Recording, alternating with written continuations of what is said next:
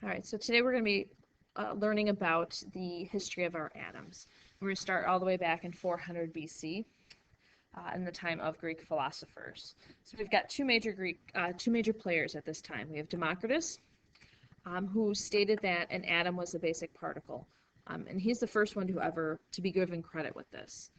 And then we have Aristotle, who is a little bit more well known. He has a little bit more money than Democritus. At that point in time, we thought that earth, wind, fire, and water were the four main building blocks of everything. And Aristotle didn't believe Democritus when he said that there was this thing called an atom. So Aristotle's idea that Democritus was crazy, or he didn't have the right idea, kind of carried throughout the Middle Ages, and when we started practicing more of alchemy. And if you're an alchemist, a lot of what you try to do is you try to change things into something that's more valuable. So like you change lead into gold. But at that time, we were able to start taking measurements. We had instrumentation, and we went from a qualitative world with Democritus and Aristotle and through the Middle Ages to more of a quantitative world, where we were able to have some technology. We were able to have a lot of instrumentation that was deemed accurate. Now, throughout all of chemistry, we try to obey three major laws. The law of conservation of mass, matter is neither created nor destroyed. The law of definite proportions, when you have a chemical compound, no matter how much of that compound you have, the elements that make it up are all in the same proportion. And then the law of multiple proportions, if you have two different compounds and they have the same elements, the ratio of their masses are always a small number ratio. We'll get more into the law of definite proportions and the law of multiple proportions when we do more work with compounds in the next unit. This is just another look of the law of conservation of atoms, or the law of conservation of matter. So we have our reaction, 2 hydrogen plus 1 oxygen, making 2 water molecules. So if we look at the hydrogen molecules as a picture, so they're in orange, an orangey gold, and oxygen molecule is in blue. You'll notice there's 4 atoms of hydrogen, 2 atoms of oxygen. When they react and they make water, things are rearranged, but you still end up with those 4 atoms of hydrogen and 2 atoms of oxygen. So conservation of matter, conservation of atoms, whatever you start with that amount, you end with that same amount. It's just going to be in a different rearrangement. And we can credit this with John Dalton, who we'll talk about in a moment. So quickly, the law of definite proportions. So let's say we start out with 100 grams of copper carbonate. We'll learn what its formula is in a while. You'll end up with 53 grams of copper, 40 grams of oxygen, and 10 grams of carbon. And that's all based on its mass. And again, this is something we'll go through in the next unit when we deal more with the amounts and the calculations of a compound. So John Dalton, law of conservation of matter, law of conservation of atoms. He did a lot of experimenting on those 3 laws. And he was the next person to say, no, Democritus was onto something.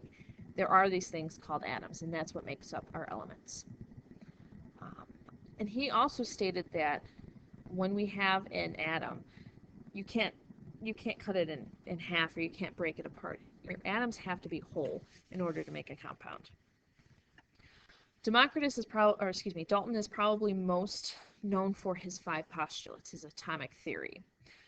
These 5 postulates, some of them have been confirmed, some are false now that we have better technology, but you'll just need to know what they are. You won't have to restate them on your own, just to know which ones they are and which ones were false. So we don't spend too much time on that. The 2 that are false, atoms can be divided into smaller particles. So that was the first postulate. We now know that they can be broken up into protons, neutrons, and electrons.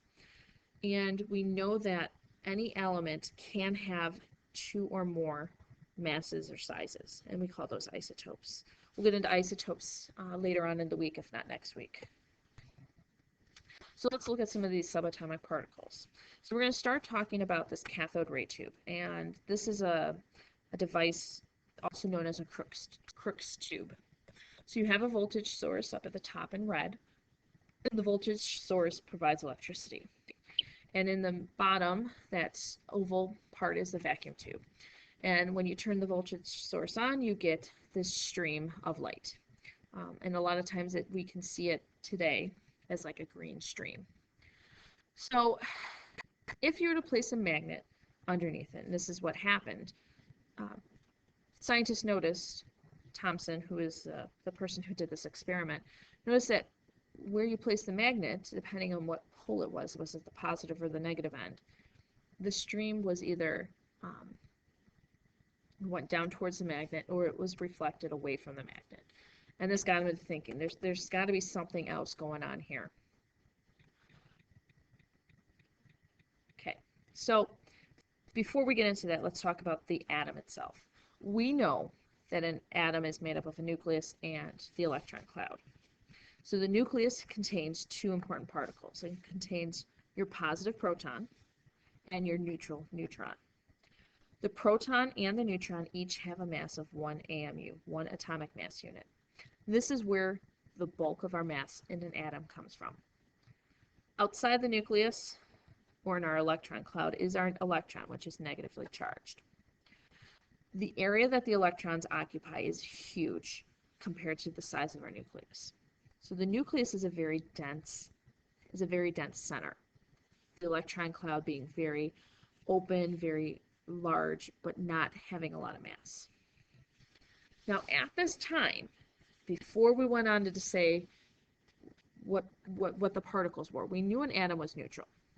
And we are learning at this point that an electron has a very, very, very small mass, much smaller than either a proton or a neutron combined.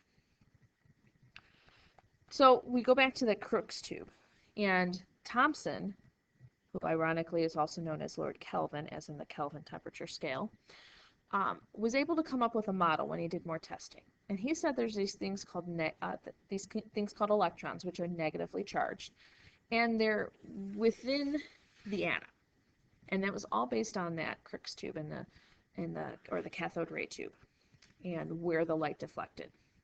So you have the spherical cloud of positive charge, and you have electrons inside of it, these negative charges. It's called the plum pudding model, but you might want to think of it as a chocolate chip cookie. Same thing. The chocolate chips would be your electrons. The cookie part would be your positive charge.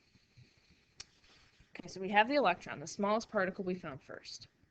On to the gold foil experiment. So Ernest Rutherford was experimenting with very, very thin gold foil, and he was bombarding it with alpha particles.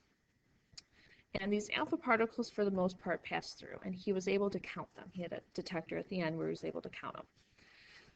So if he passed 100 particles through, 99 came, he was able to detect.